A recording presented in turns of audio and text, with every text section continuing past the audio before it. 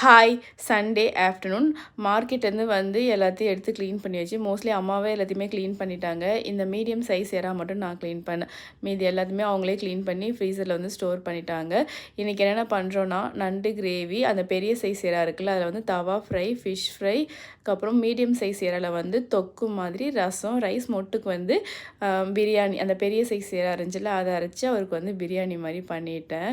ஆனால் 2 பேருமே நாங்கள் வந்து சேர்ந்து சமைச்சதுனால குயிக்காக வந்து முடிச்சிட்டோம். ஒரு 1.5 ஹவர்ஸ்லேயே முடிச்சாச்சு.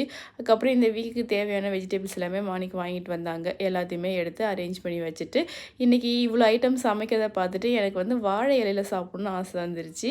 அதனால் சரி வாழை இலையுமே வாங்கிட்டு வர சொன்னேன்.